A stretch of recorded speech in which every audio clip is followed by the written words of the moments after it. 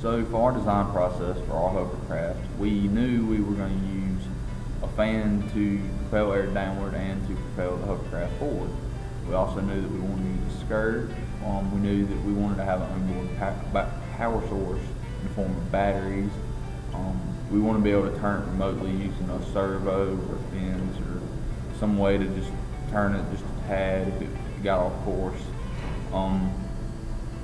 Overall, we kind of knew the structure. We wanted just a basic rectangle for the hovercraft base, and from there we developed some prototypes, changed some stuff, and got our final project.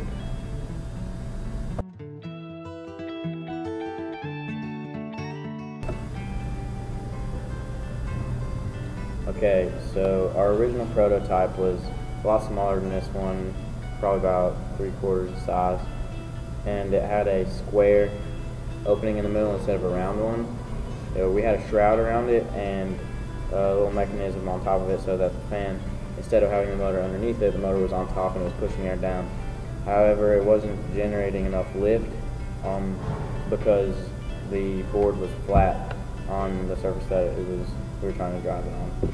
So we had to put a little foam box on the inside so it would already be lifted off the ground so that air could fill up the entire bag. We had a steering mechanism from an RC car that we were going to try to use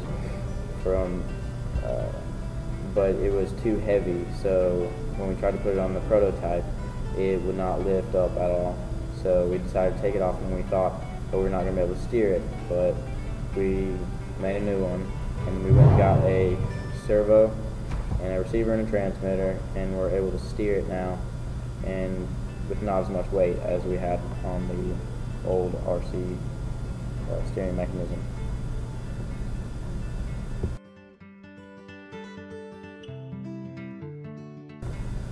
Alright, so this is our final project. We built this with a foam board and a trash bag as the skirt.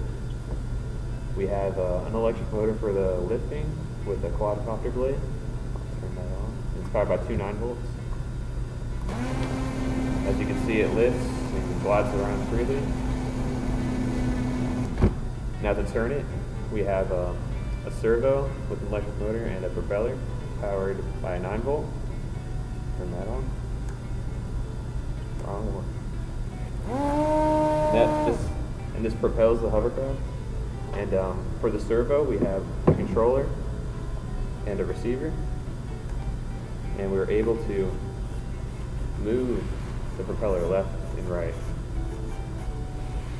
And that's pretty much our hovercraft.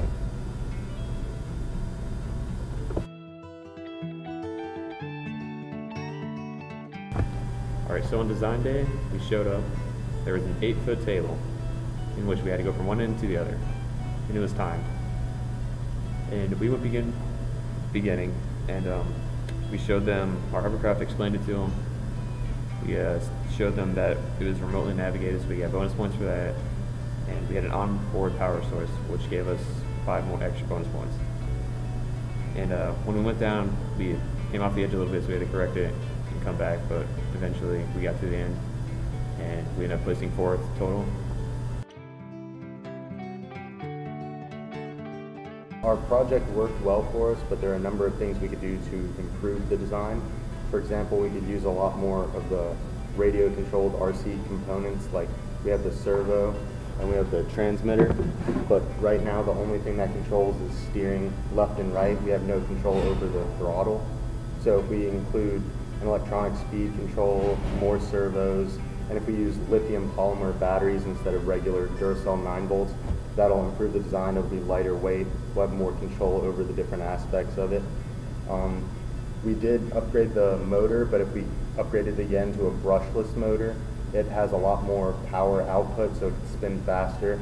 And couple that with a bigger propeller, we could put out more air, so it would have more lift and more thrust to move faster. Another thing that we did earlier for an initial design that we could add to this is put some kind of wind tunnel around it to prevent air from escaping to the sides of it. That'll allow more air to be concentrated underneath of it to provide more lift. In addition, we can make it more aesthetically pleasing because, I mean, it gets the job done, but it doesn't look the best. So we could, you know, kind of tuck away some of the wires a little bit better, maybe put them underneath the foam board. We can make some kind of enclosure to kind of hide this stuff away. In addition, we could use something stronger than the foam board because this is kind of bending now and it's getting used up. So if we could find something lightweight but that's a little bit stronger. And in addition, we could play around with the size and shape. We changed it around a little bit, but if we had more time to experiment, we could maybe round off the corners and design a skirt that fits better. So, I mean, overall, this was amazing. For the time we put into this, it worked well. We got the job done, but there are definitely things we could do to improve it going forward.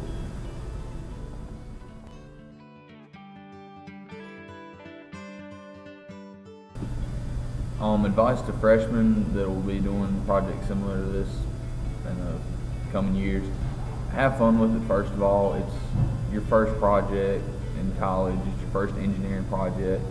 Enjoy it. If you don't enjoy it, you're not going to enjoy your major.